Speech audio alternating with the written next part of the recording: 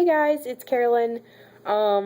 This is part 2 of my June wrap-up. This is actually the second or third time I'm filming it because last time I talked for way too long and I'm really sorry. I'm going to try not to. It ended up being a 20-minute video and it was a part 2, so I was like, no. Okay, so I'm going to try not to talk nearly as much. The book where I left off from the first part of the wrap-up is Lola and the Boy Next Door by Stephanie Perkins. I loved this book so much. I loved it a little more than Anna, but I can't really explain why. I don't know. It was just a little more comforting to me. I don't know why. I was just attracted to the story a little bit more. But Lola's character was fantastic. I love her fashion sense. I love that she dresses in crazy costumes all the time. If I had that same fashion sense, then I would hope that I would have the courage to go around dressed the same way. And I love that she wants to go into fashion. Like, she's very true to who she is, and I think that's awesome. Because a lot of book characters don't have that kind of confidence, which is really cool. And a lot of people in real life don't have that kind of confidence, so I thought that was really cool. And I love Nola's dads. Nola's dads are amazing, mainly because I love that they're incredibly loving with each other, and they're also incredibly loving with Lola, but they're very strict with her, and you see why when you read the book, which I'm not going to give away the reason. I know it's been all over BookTube, so I know people probably read it, but just in case you haven't read Lola and the Boy Next Door yet, I don't want to give away the reason why they're incredibly strict, but it's not just the strictness, but I love that they are the stereotypical overprotective father of their daughter, and it's both of them. Both of them are just as protective as the other one. Okay, like, one of them, Nathan, is a little bit more, he's much easier to anger, than Andy is, so I love it that Andy's good cop and Nathan's kind of bad cop, but that Andy is still, like, just because I'm being a little bit easier on you, don't think that I'm not trying to be incredibly protective of you. So I just thought that was really cool. And there's this one part where Andy, I'm not going to give you the context because that'll give away what's happening in the story, but there's this one part where Andy says to Lola basically that when she gets married, her husband is going to come visit them. Like, Lola is still going to live with them, and that her husband is going to come visit and sleep on a cot. And I just thought that was hilarious. Like, that's, like, way overprotective. That's, like, you are never leaving kind of deal, which I thought was funny. And I love so many characters in this. Cricket Bell is one of my favorite fictional men ever. He is so great. Like, I don't know if it's because he's, like, stereotypical boy next door. I love his character so much. And can we just talk about the name? Cricket. That is an adorable name. I know guys don't really like it when you say their name's adorable, but whatever it is, it's so cute. And his twin sister Calliope, which, by the way, when I was reading the synopsis, I called her Calliope. Yeah, anyway. I forgot how to spell Calliope. But she's really cool because, her character is very well done, because for a lot of the book, she's a jerk and you want to not like her, but then at the end, it's very redemptive. So that's really cool. And the whole story in general was just fantastic. 5 out of 5. Loved it. And the next one that I read is... What was the next one?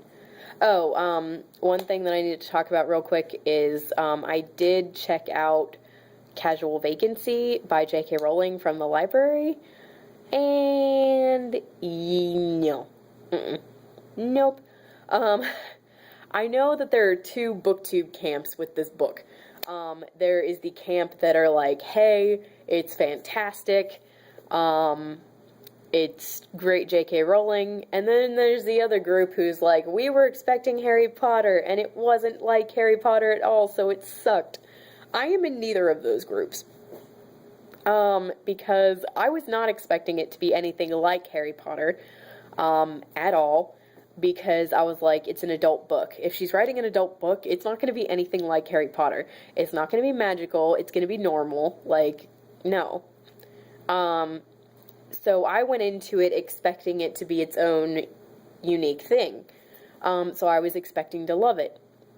And no, no offense to J.K. Rowling at all, because I really love all the Harry Potter books, and I love Fantastic Beasts and Where to Find Them, Quidditch Through the Ages, Beedle the Bard. Love everything to do with that universe. I am obsessed with, and I think she is a fantastic writer.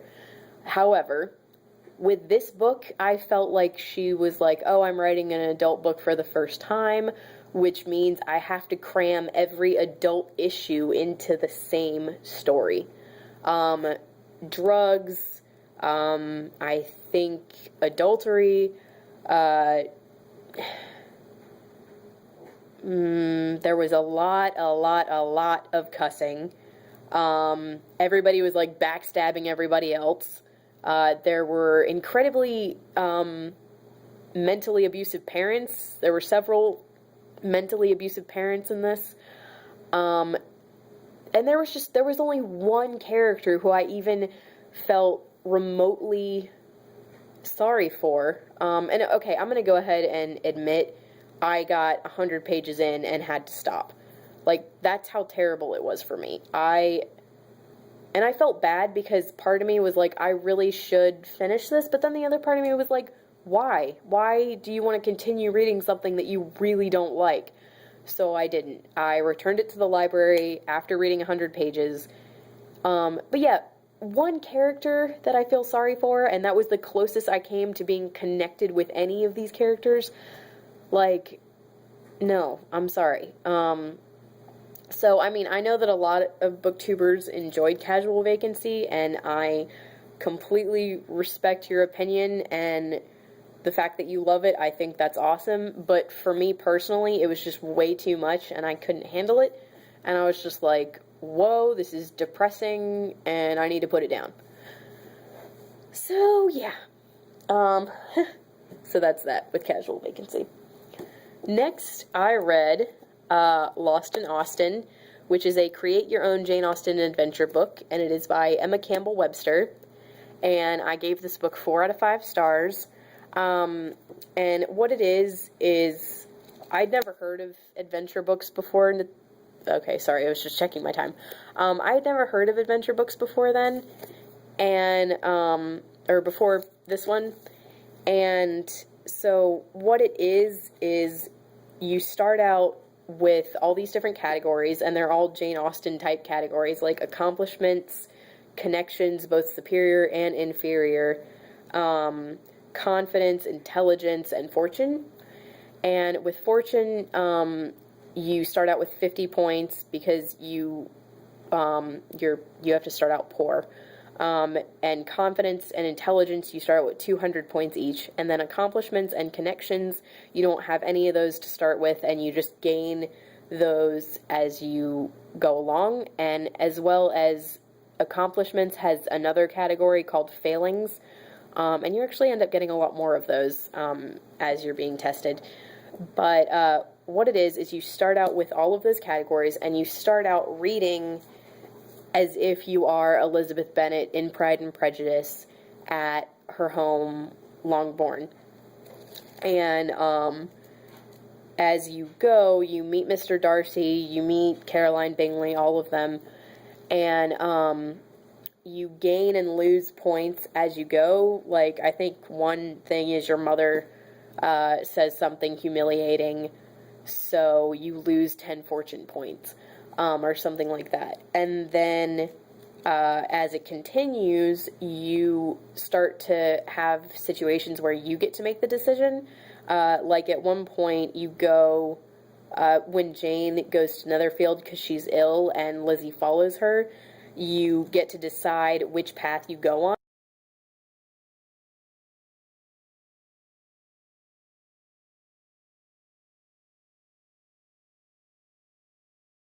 It turns out that you end up in a shrubbery and you fail your mission, which your mission, by the way, is to marry well, which means you end up with one of the Austen heroes, which is fine with me because well, two of them I love, and then the rest of them I'm like, eh.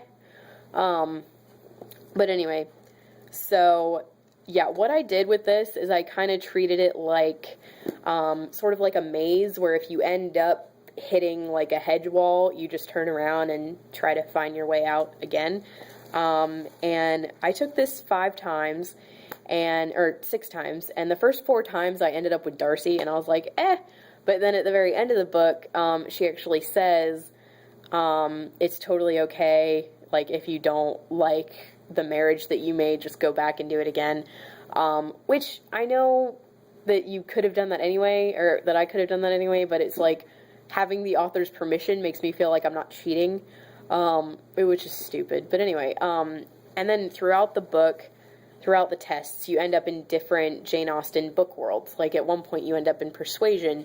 If you make a certain decision in a Pride and Prejudice part, it'll make you go into the Persuasion world, or into the Sense and Sensibility world, or Mansfield, or Northanger Abbey. And actually Mansfield is the only one that I hadn't yet seen after taking the test 6 times. It's the only, and I'm sure it's in here, I just didn't end up there myself. But, so the first 4 times I ended up with Darcy, who is not one of my favorite Austens. He's actually one of my least favorite Austen heroes.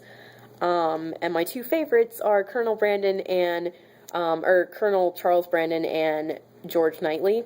And so, I actually, the 5th and the 6th time, I specifically took it then so that I could end up with them, because there were 2 parts when I had ended up with Darcy where I, like, went and actually ended up in the Sense and Sensibility world, or ended up in the Emma world, but then just went back to the Pride and Prejudice world. And so I went back because I knew then how to get into both of those. But anyway, so this was a lot of fun. The reason why I gave it 4 instead of 5... Okay, I'm good. The reason why I gave it 4 instead of 5 is because some of the consequences of this, like some of the decisions, I would just think, okay, if you made this decision in real life, something this crappy would not be the result of it. Like, there were just some consequences that were in here that I just thought were incredibly over the top and ridiculous. So yeah. But it was really good, and I highly recommend it. But I would also highly recommend getting it from the library if you're an Austen fan, because it's $14, and I think for the type of book it is, it's just not really worth $14. So if you're an Austen fan, I highly recommend getting this from your library. Okay, and last but not least, oh my gosh, Ocean at the End of the Lane by Neil Gaiman. I only have a couple more minutes on my video, so I'm going to try to be quick about this, but, first, I just want to show you guys that it's signed, because I pre-ordered it as soon as I found out it was coming out. This was actually my first Neil Gaiman, other than Doctor Who episodes and an episode of Arthur that he was in that I watched because he was in it. Which, yeah, I still watch that show sometimes, but shh, I like being nostalgic. But anyway, this book was amazing. It was fantastic. When I was talking to my friend who also had read it and finished it before me, I was explaining how I felt about it as incredibly creepy, yet so magical. And it was great. I mean, there were parts in here that incredibly freaked me out, which is probably why I would give it 4.5 instead of 5 stars, but that was just me personally, because I'm a big chicken. But in this, his descriptions of nature and of food, there's a lot of food in this book, and the way he describes it is just the man's a genius. He just, oh my gosh, I love the way he writes. And there were scenes in this that were so comforting and you just get sucked into it so much that it's literally like someone coming up and putting a warm blanket around you on a rainy, cold day. And I love that. I know it's a weird description, but that's how I felt about this book. It was awesome. And the characters were fantastic. All three of the Hemstock women were just, their characters were so loving and really, really smart and very confident, and I really loved that about them. And also the character of Ursula Monkton, who is the villain in this, was incredibly creepy, and you hated her, and it was exactly how you were supposed to feel, like, or I hated her, and, like, that's exactly how you're supposed to feel about her. And she just made me angry a lot of the time, and that's, again, how you're supposed to do. Okay, I need to wrap this up. But this book was incredible. I highly recommend it to everyone. Amazing. So yeah, that was everything I read in June. I'm really sorry that this was a two-parter and that I talked for like 30 minutes for everything, but I love it. I loved everything I read this time. So thank you guys so much for watching. Comment if you will, and don't forget to subscribe. Bye.